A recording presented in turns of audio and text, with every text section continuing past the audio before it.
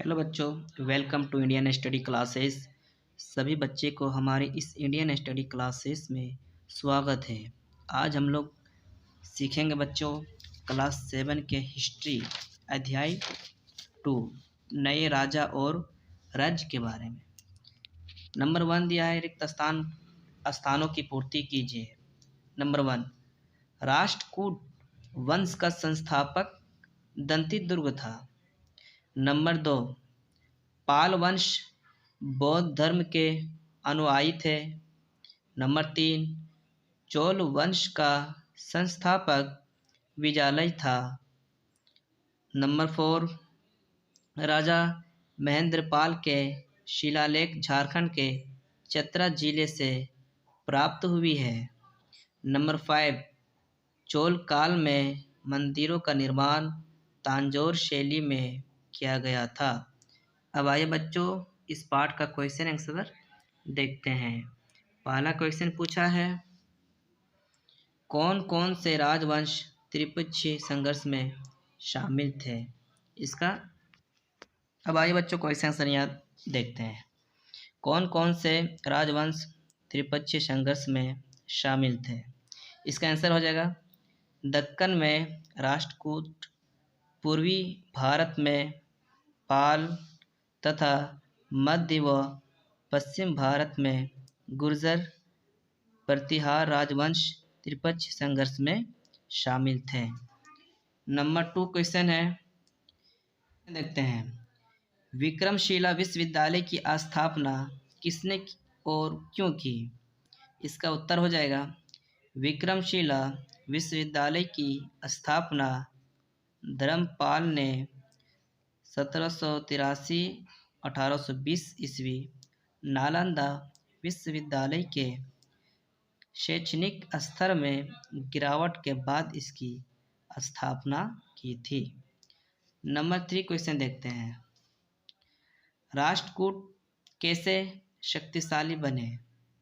इसका उत्तर हो जाएगा राष्ट्रकूट चालुक्यों के समान थे, परंतु उनकी कमजोरी का लाभ उठाकर उन्होंने अपनी स्वतंत्र सत्ता स्थापित कर ली और शक्तिशाली बने।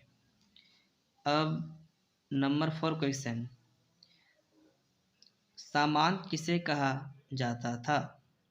इसका आंसर हो जाएगा सामंत बड़े जमींदार और योद्धा को कहा जाता था। इन्हें राजा द्वारा विशेष शक्तियाँ प्रदान की गई थी। नंबर 5 क्वेश्चन है बच्चों, आइए देखते हैं, चोल साम्राज्य के स्थानीय स्वशासन की क्या विशेषता थी। इसका आंसर हो जाएगा चोल शासकों की स्थानीय प्रशासन व्यवस्था अनूठी थी। इनकी स्थानीय प्रशासन व्यवस्था को वरियम कहा जाता था। यह व्यवस्था समिति प्रणाली पर आधारित थी। चोल अभिलेखों में 3 प्रकार के ग्राम सभाओं का उल्लेख मिलता है। अब बच्चों आइए चर्चा करें, इससे क्वेश्चन देख लेते हैं। आइए चर्चा करें का नंबर 1 क्वेश्चन है, चोल साम्राज्य में मंदिर किस प्रकार महत्वपूर्ण थे। इसका आंसर देखते हैं, चोल साम्राज्य में मंदिर महत्वपूर्ण होने के कारण निम्नलिखित थे, जैसे द्रविड़ शैली के अंतर्गत मंदिरों का निर्माण होना तथा चोल मंदिरों में विस्तृत प्रांगण, विशाल विमान तथा उच्च एवं अलंकृत गोपुरम देखने को मिलते थे। आइए चर्चा करें नंबर 2 क्वेश्चन, पाल वंश बंगाल बिहार तक की क्यों सीमित रह गए थे। तो इसका आंसर हो जाएगा पाल वंश पूरे भारत में एक शक्तिशाली राजवंश था। ये बौद्ध धर्म को मानने वाले थे। इस धर्म में हिंसा को बढ़ावा नहीं दिया जाता था, जिस कारण उन्होंने अपने वंश को ज़्यादा विस्तार नहीं किया और सीमित रह गए।